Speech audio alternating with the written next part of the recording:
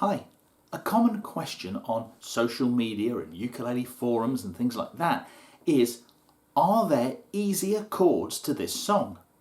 The person might post a chord chart that they're struggling with, or a video for a song with chords underneath it and go, I want to play this song, it's too hard. Can somebody give me easier chords to this song?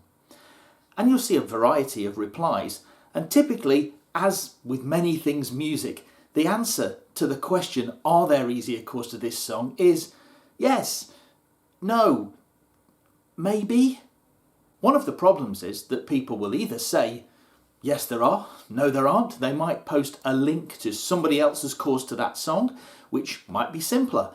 But if you don't understand what's going on, then you'll have to ask that question every single time you see a song that you're struggling a little bit with.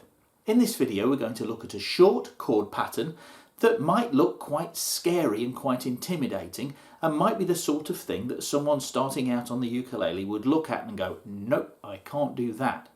And then we'll look at a couple of ways that we can make it simpler, more accessible, whilst at the same time it's still being the same song. Now, sometimes people will answer this question online saying, no, there are no easier chords to this song. You should just learn to play these chords. And to a point, that's a perfectly valid answer, because if the person wants to be able to play that song along with other people, maybe the chart was given to them by some other people that want to play it with them, or they want to play along with the recording they've got, maybe a YouTube video they've got, then they are going to have to learn how to play those chords. There's no two ways about it. There are still some things we can do though to make it a little bit more accessible. And then there's one big thing we can do, but it will mean that you can't play along necessarily with the video or with the other people that want to play it a particular way. Here's a chord sequence that looks pretty scary, and it would look even more scary if I hadn't given you the diagrams, because you might be scrabbling around trying to find that chord book you've got, or Googling saying, how do I play an F13 chord on the ukulele, and probably getting a whole mixture of answers. Some of which will be, you can't, or play it like this and it's wrong. So that's one scary thing already. The more you get into looking these things up, the more of a rabbit hole you go down. So I've given you some diagrams, and this is what we have. This is what they sound like. E flat 6 for a couple of bars. C9. F13.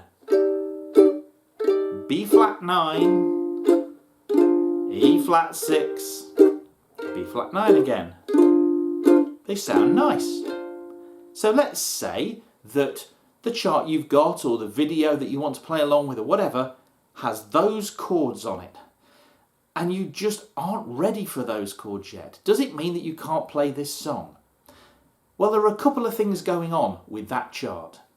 The first thing that's going on is those chords that say 13 and 9, they are extended chords. There's a simpler chord that will work alongside them, hiding inside. So we can simplify those chords.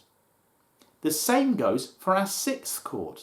So first of all, let's strip these chords down to their most basic forms that will still give us the right harmony to go with the song. A sixth chord is typically a chord that's played in the place of a straightforward major chord. Now, we often forget to say major chords. We say minor and things like that, but a major chord is a chord that's just the letter name. So E flat 6 might well be played in place of an E flat. It will add a bit more interest and colour, but the basic E flat chord will do the job. So let's turn that E flat 6 into an E flat. We've then got a C9. Now, whenever you see a chord with a bigger number than 7 after it, there's a seventh chord hiding in there. And that bigger number, that's just more colour and interest. It's doing the job, in this case, of a C7, but it's doing it with a bit more colour and interest. It's very typical in jazz songs to turn sevenths into ninths, for example. But if somebody plays a C7 along with the person playing a C9, it will work just fine.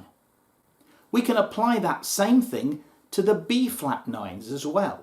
So what about the F13? Well, the same thing applies. Number bigger than a 7. An F13 has got an F9 hiding inside it, and an F9 has got an F7 hiding inside it. We can strip all of these chords down with 9ths and 13ths to a 7th chord. So now we've got this chart. We now have E flat, C7,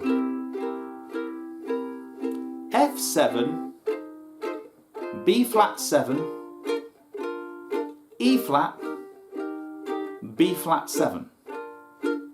It sounds simpler, doesn't sound quite as jazzy as the first one, but it's doing the right job for each chord. That would be the same song. You could sing the same song to those chords. And if someone was playing the more complicated chords, your chords would work with them just fine. It's interesting actually, if you listen to jazzier songs played by different bands, depending on the style they're playing, you might hear them make this deliberate choice. If you are maybe a solo jazz pianist, you might be going crazy adding all of these extensions, these colour tones they call them, things like 9ths and 13ths, and altering chords and doing all sorts of fancy stuff to make it sound incredibly jazzy. On the other hand, if you're playing rhythm, maybe you're playing guitar or banjo in like a New Orleans street jazz band, you might stick to the basic chords, because what you need to do is go bum ching bum ching bum ching, while everybody else does the fancy stuff over the top. And if your chords were too complicated, then you might start to get in the way of the trumpet player and the clarinet player and things like that. So it's not just a case of making a song simpler because you're not able to play the complicated version. Sometimes it's a good, solid musical choice depending on the style you're playing. Okay, some of you are looking at that chart and going, Phil, that's still pretty tough. I've got a 4-finger chord there for my F7, though you can miss out the note that's on the first string, the string nearest the floor, and play that one, your A string open. That will still be an F7. But there's a B flat 7 in there, which is a bar chord, and if you're just starting out, that might be a bit tricky. So this is where we need to look at the second way we can make a song simpler. And this one's really easy, and you'd be amazed how many times it gets missed. This song is in the key of E flat. What if we moved it to the key of C? Here we go. Now that looks a heck of a lot simpler than that original chart we had. We've now got C, A7, D7, G7, C, and G7. That's very probably something that you've played many times before. Maybe not quite in that order or with that timing, but those chords should all look pretty familiar, even to somebody that's only been playing a very short while. So what's gone on there? Well, if you have a look at a circle of fifths, I'll pop one on the screen, and have a look at our original chord names. We started with E flat, then we went to a C, then an F, then a B flat, then an E flat, and then we had another B flat on the end, but that was really just our sort of turnaround chord. That was the chord at the end that sets us up to do the whole pattern again. See what's going on the circle. We start on the E flat and then we jump 3 steps clockwise and we get to C. And then all of our other chords are anti-clockwise movements from there. C to F, F to B flat to E flat. Now if I were to rotate my circle around and instead of starting on E flat, start on C and move round 3 steps, I would go from C, 1, 2, 3 to A, then to D, then to G, then to C.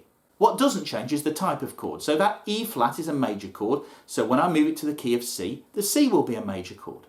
The C7 in the original key, when I move that round, will become an A7 because the original one was a 7th, this one's a 7th. The type of chord doesn't change when we change key, just the letter names. So we've taken this song that might originally have been presented like this,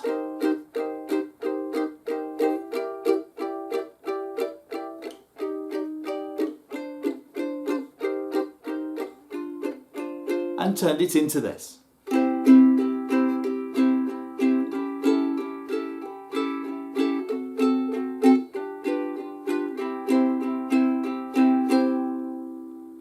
Now, can you play that last one along with the YouTube video you might have shared originally saying, are there easier chords to this song? No, you can't, because if the original one was in the key of E flat, you would need to be in the same key or it won't work. But could you take that song and learn to play it in another key and sing it yourself? Absolutely.